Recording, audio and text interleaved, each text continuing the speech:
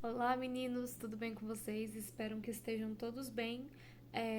Nós vamos começar a nossa aula agora sobre a arte barroca, né? A gente já começou falando um pouco sobre a arte barroca na nossa aula passada, mas hoje nós vamos dar continuidade ao entendimento dessas questões que envolvem o barroco, suas características e agora trazendo alguns artistas importantes para que vocês possam perceber suas características, tá bom? A gente começa já utilizando aí esses assuntos que estão sendo contemplados no livro de vocês, mas que eu estou tentando trazer algumas informações para que vocês construam aquela caminha, né? Caminha para que se fique confortável, para que você se deite e que para que você possa se deleitar com todo uh, o entendimento do assunto. Afinal de contas, né, a gente precisa, para que a gente faça algo que a gente goste e que faça para que a gente faça algo que seja bem feito e seja prazeroso, precisa ser algo que a gente goste. Então, por mais que existam alguns pontos e algumas coisas que a gente não se identifique tanto assim, é preciso encontrar aqueles elementos que fazem com que a gente se sinta mais à vontade, que a gente goste de falar, que a gente sinta prazer em falar, porque fazendo isso a gente desenvolve um bom trabalho, né? E é por isso que eu estou aqui gravando esse vídeo para vocês. Espero que vocês estejam aí do outro lado também assistindo, preparados com todo, né, todo o amor do mundo para receber todas essas informações. A moto passando essa hora da manhã, gente, são 2h30 da manhã, a moto passando. E aí, não somente receber essas questões, mas também saber contribuir de maneira positiva e se questionar, enfim, indagar, porque afinal de contas a gente fala muito sobre a arte, e a arte, afinal de contas, ela é tudo isso que vocês sabem, toda essa possibilidade de indagação, possibilidade de questionamento, enfim, todas essas áreas aí. E aí, gente, olha só, falando sobre a arte barroca, como vocês sabem, eu montei aqui uma sequência para mim não me perder, tá bom, gente? Então, não se não sintam assim que eu estou abandonando vocês se eu estiver olhando para o outro lado, porque eu estou apenas seguindo o meu roteirinho aqui.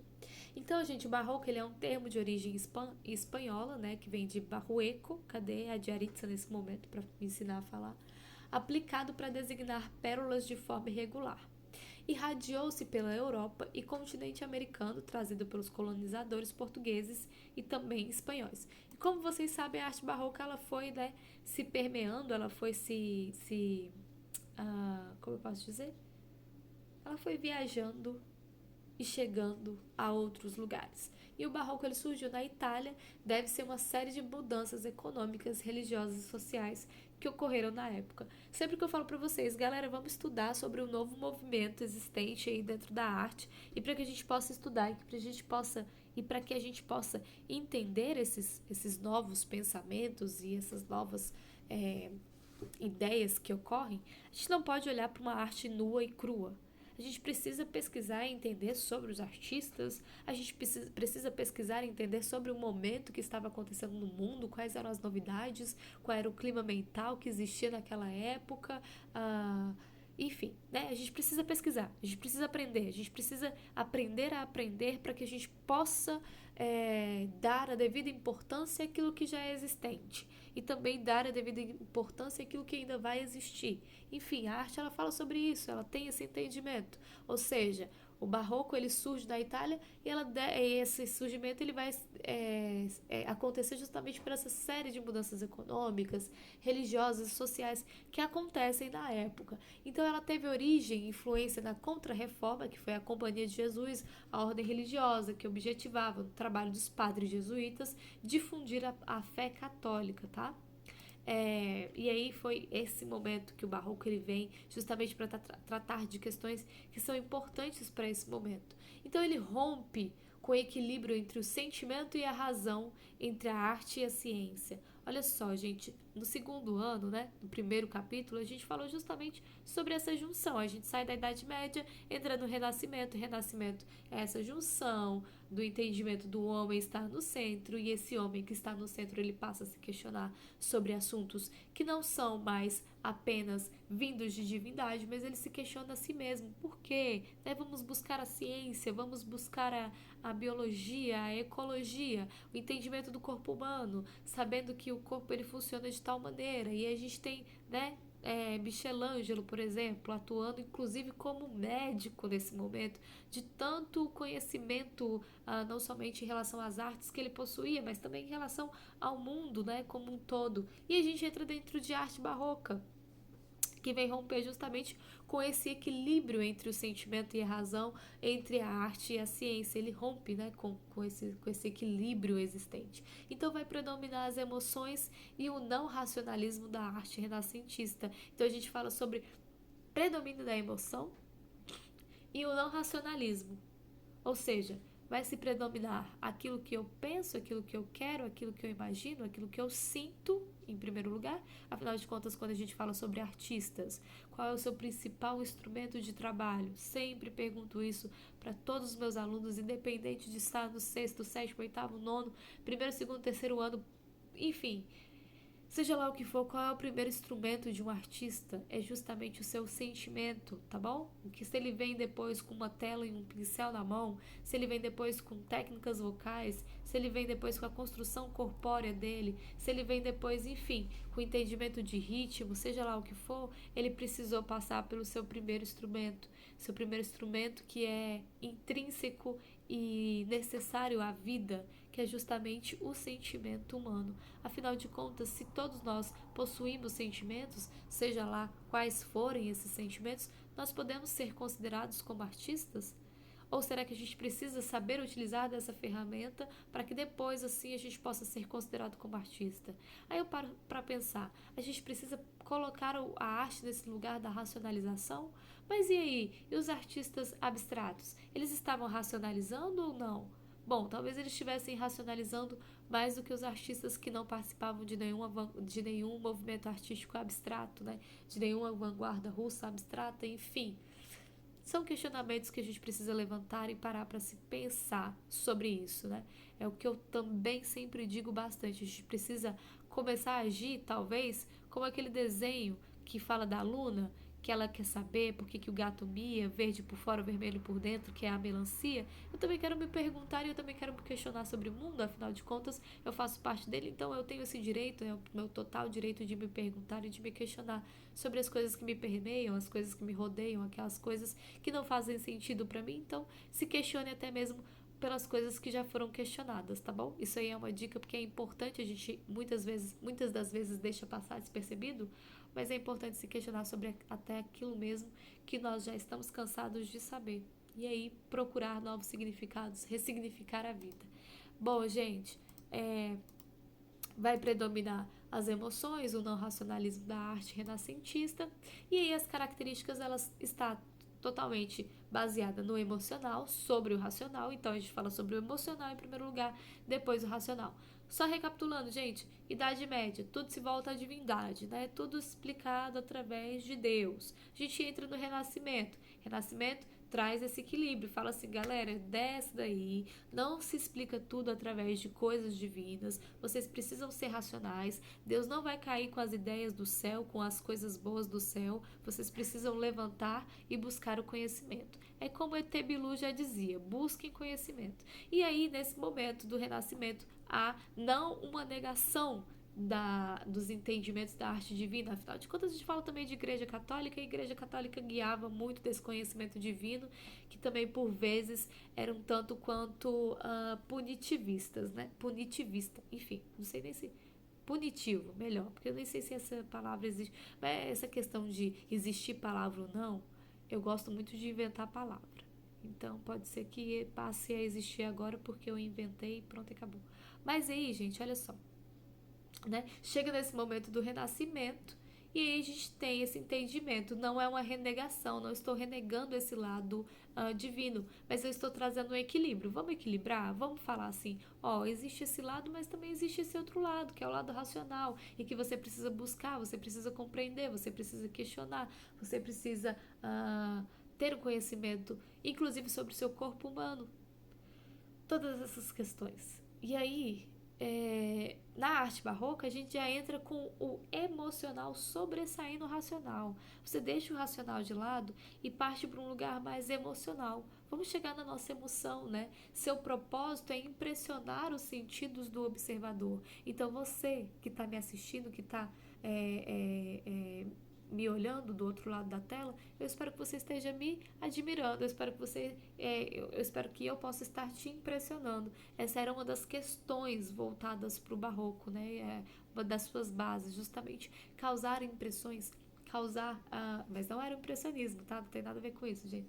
Causar impressões, fazer com que você admirasse, né, encontrasse essa ideia do que era belo e do que não era, enfim, esse propósito de impressionar o observador.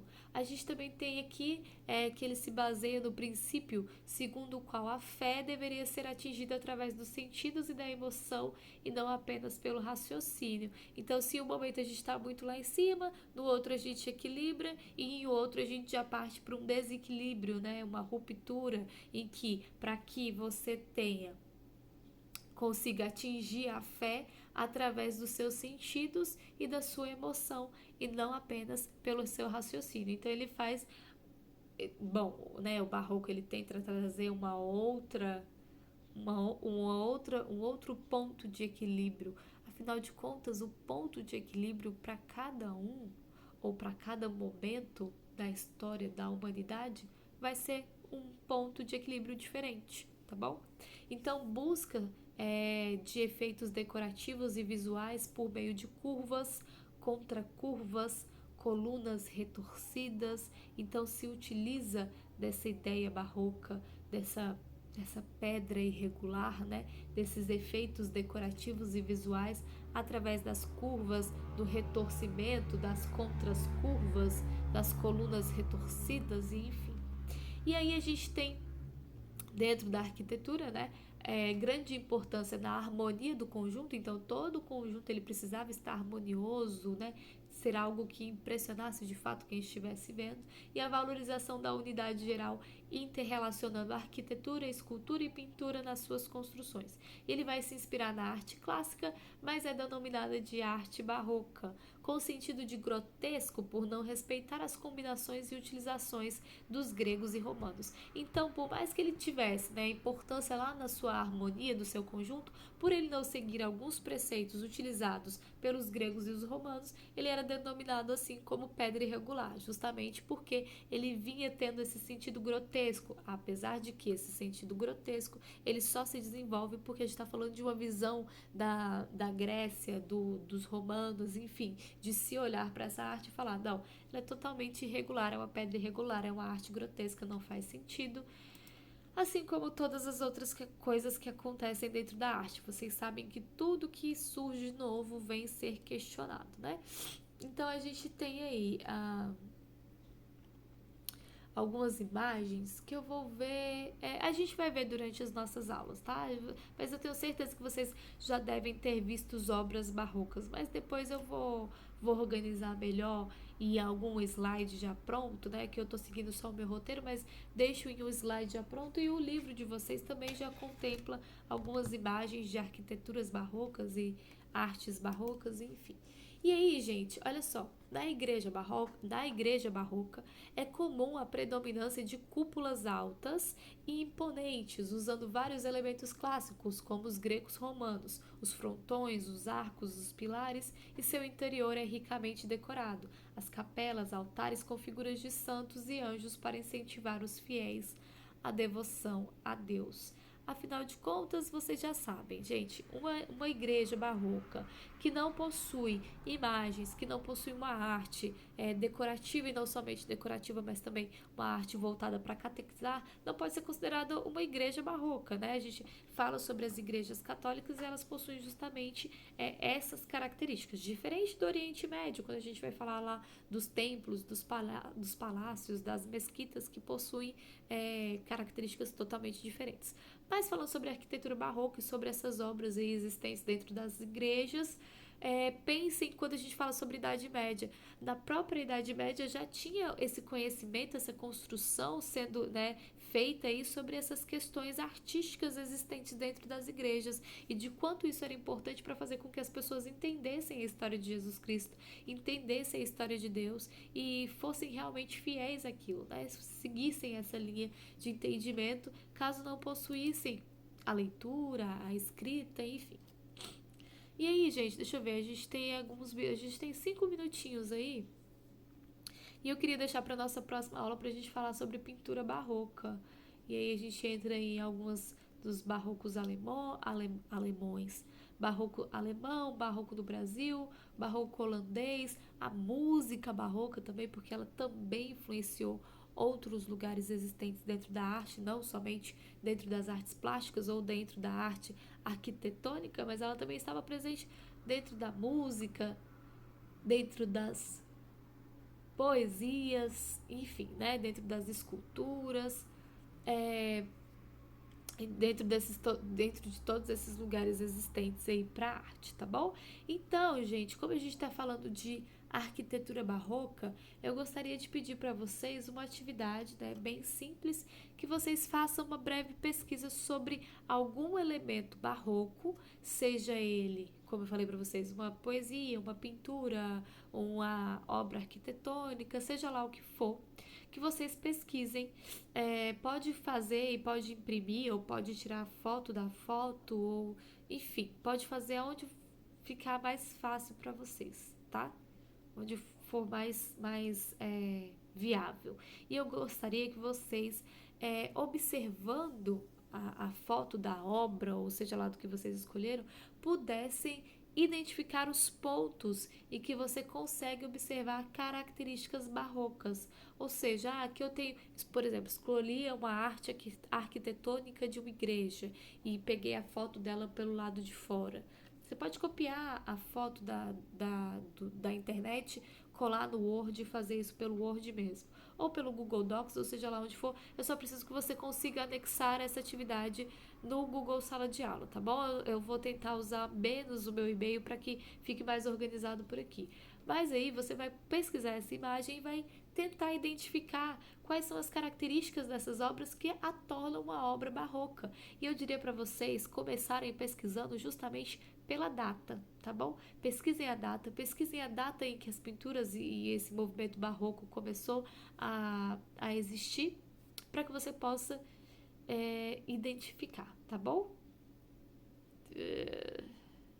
Gente, eu vou deixar para nossa próxima aula para a gente começar a falar sobre as pinturas barrocas, tá bom?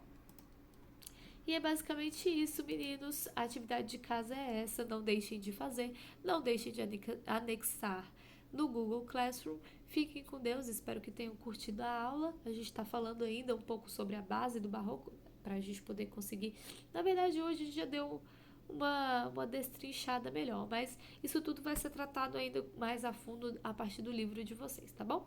Fiquem com Deus, um beijo, espero que estejam todos bem, estou morrendo de saudade de todos vocês e até a próxima, meninos!